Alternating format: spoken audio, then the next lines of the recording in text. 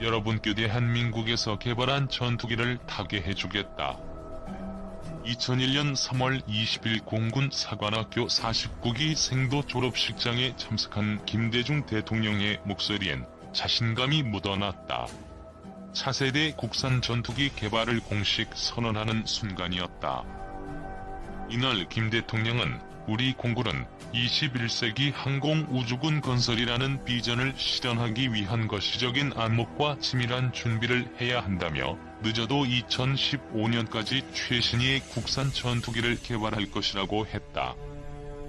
그로부터 20여 년이 지난 9월 3일 한국항공우주산업은 한국형 차세대 전투기 시제기 조립 현장을 언론에 공개했다. 카이 측은 KF-X 시제 1호기 최종 조립을 시작했다며 이미 제작을 마친 동체와 날개 등 기체 주요 부위를 결합해 전투기 실체를 현실화시키는 작업이라고 밝혔다. 사업의 적절성과 타당성, 국내 전투기 개발 기술 역량 부족 등을 이유로 숱한 반대에 부딪힌 차세대 국산 전투기 개발 사업이 성공 가능성이 한 발 더 다가선 셈이다. 일부에선 여전히 미국과 영국, 프랑스 등이 6세대 KF-X 개발을 시작했다며 4.5세대인 KF-X가 양산되는 시점에는 구형 전투기가 되는 셈이라는 비판의 목소리도 나온다. 하지만 자체 제작 기술의 확보와 산업 파급 효과, 전투기 운용 과정에서 막대한 비용이 드는 후속 군수 지원비의 절감 등을 감안하면 KF-X 사업은 의미가 있다는 주장이 힘을 얻고 있다. 실제로 국내 항공, 방산업계는 지난 20여 년간의 KF-X 개발 과정에서 한 단계 도약하는 기술적 성취를 이뤘다는 평가를 받고 있다. 대표적인 부분이 AESA 레이더 개발이다. 전투기의 눈에 해당하는 AESA 레이더는 현대 공중전에서 전투기의 생존과 지상 지원의 성패를 결정짓는 장비다.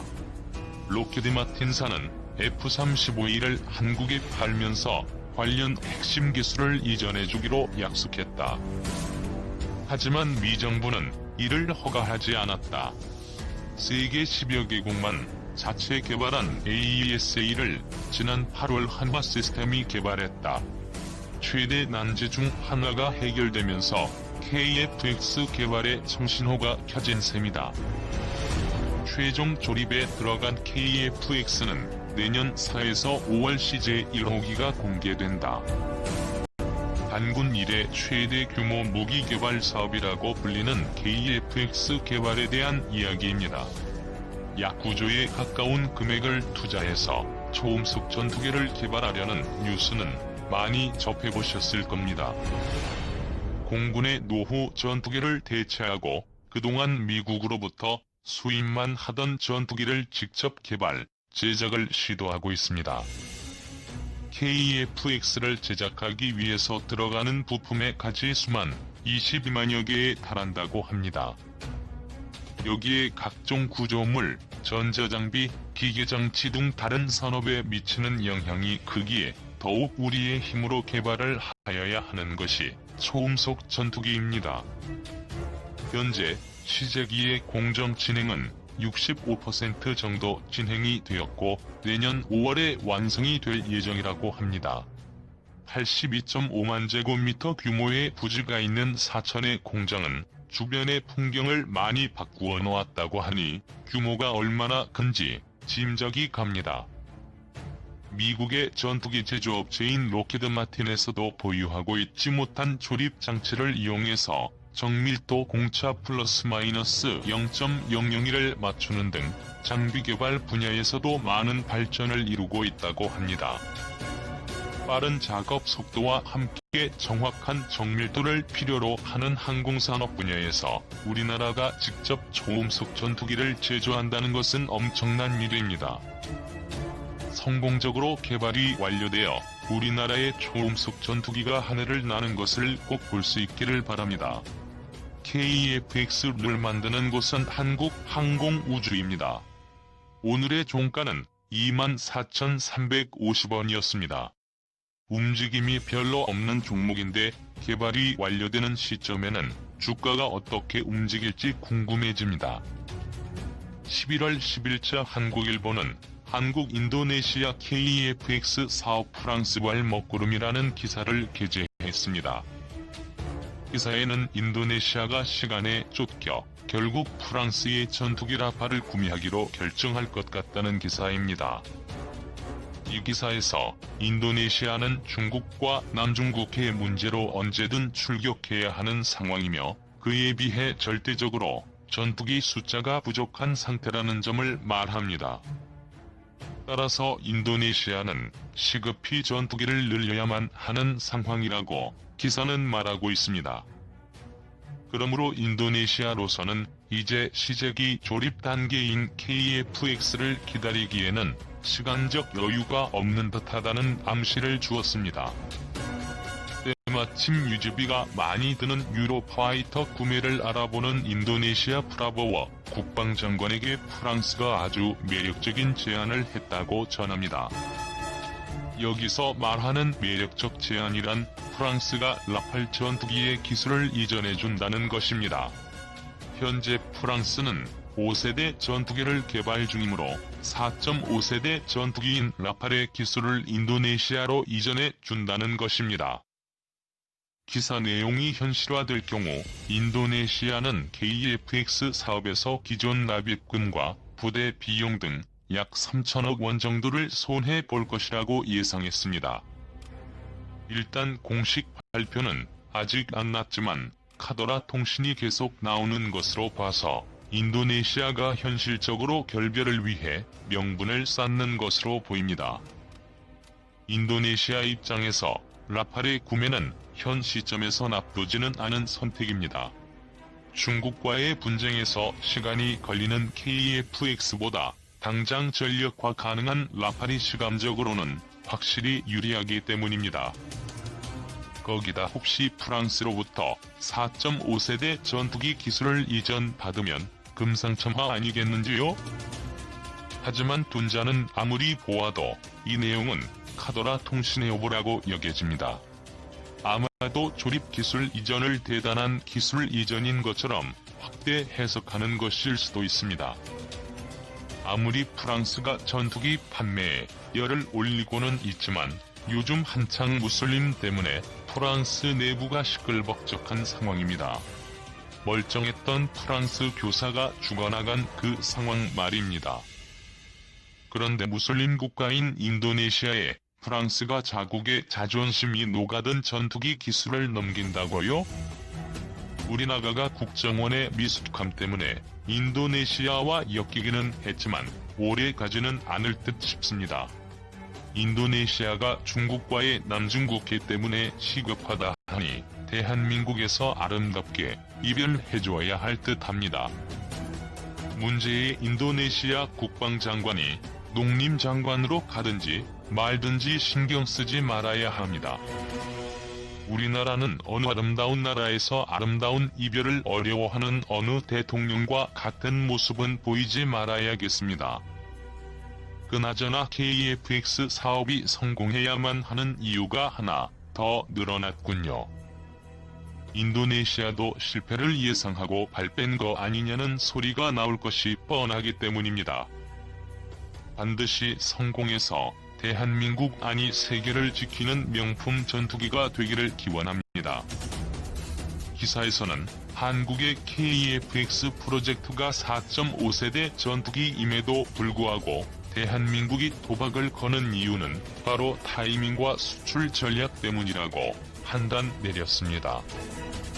이미 알려진 대로 미국, 영국, 독일, 중국 등은 6세대 전투기를 만들어내려고 개발을 진행 중입니다. 하지만 미국의 비밀스런 NGAD나 영국의 템페스트와 같은 다른 6세대 전투기들은 2030년대 초에도 볼까 말까한 상황입니다. 하지만 그때쯤 KFX는 이미 완성되어 모든 전투 즉 실제 전투 혹은 전투기 시장에서의 판매 전등에서 준비가 되어 있을 것이란 이야기입니다.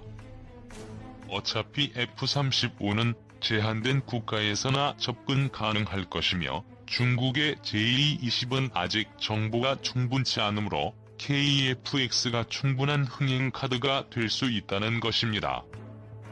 비록 4.5세대 전투기이지만 기본 설계상 레이더 반사를 최소로 줄였으며 향후 블록이 블록 3을 통해 스텔스 전투기로 가는 전략은 적절한 가능성이 있다는 것입니다.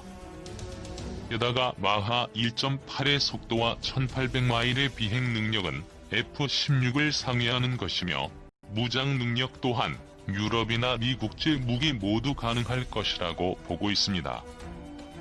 마지막으로 가격을 대당 5천만에서 6천만 달러로 보고 있으므로 이 정도 가격과 성능의 스텔스 기능까지 더한다면 많은 구매자들에게 관심받을 것이라고 전하며 기사를 마무리했습니다.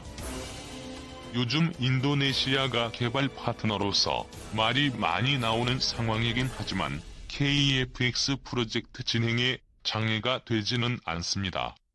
오히려 기술 유출 우려가 없어지는 셈이니 홀가분하게 더 속도를 낼 수 있습니다.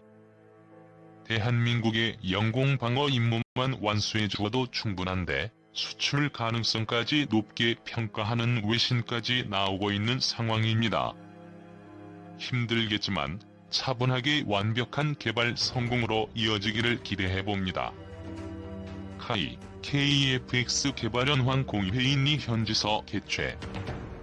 한국항공우주산업 주식회사는 지난 6일 인도네시아 자카르타에서 KF-X 개발연황 공회를 개최했다고 밝혔다. 공회는 한국 카이에서 설계 업무에 참여하고 있는 인니 PTDI사 소속 엔지니어와 카이 엔지니어가 공동으로 인니 정부 인사에게 개발 현황을 설명하고 질의응답을 하는 방식으로 진행했다. 주요 내용은 지난 6월 한국에서 개최된 기본 설계 검토 회의 및 현재까지 진행된 체계, 비행체, 구조 등 7개 분야의 개발 현황과 IFX 형상에 장착되는 디시트와 480갤런 외부 탱크 적용 결과도 포함됐다.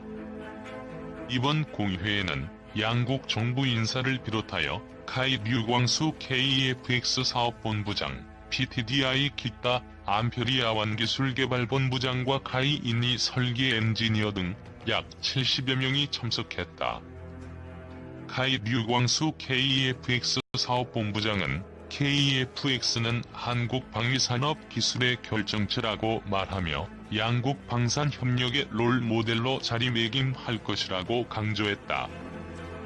인니 정부는 KF-X 체계 개발 후 인니 공군의 요구사항을 반영한 IF-X 전투기를 공공대를 생산하여 전력화하는 계획을 갖고 있으며 한국으로부터 첨단 전투기 생산 및 운영을 위한 기술 이전을 기대하고 있다.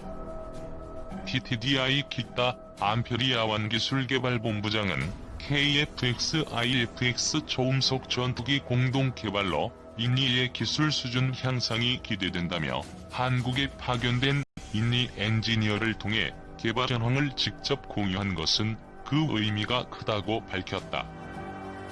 현재 카이에는 48명의 인니 엔지니어들이 개발에 참여하고 있으며 12월에 24명이 추가로 합류할 예정이며 2019년 1사분기에는 최대 150여 명의 엔지니어가 설계와 시제작에 참여할 계획이다. 지난 9월 한 인니 양국 정상 간 만남에서 사업을 지속 추진키로 결정한 바 있으며 12월부터 정부 간의 협의도 본격 착수될 예정이어서 내년 상반기부터 인니 측 참여도 정상적으로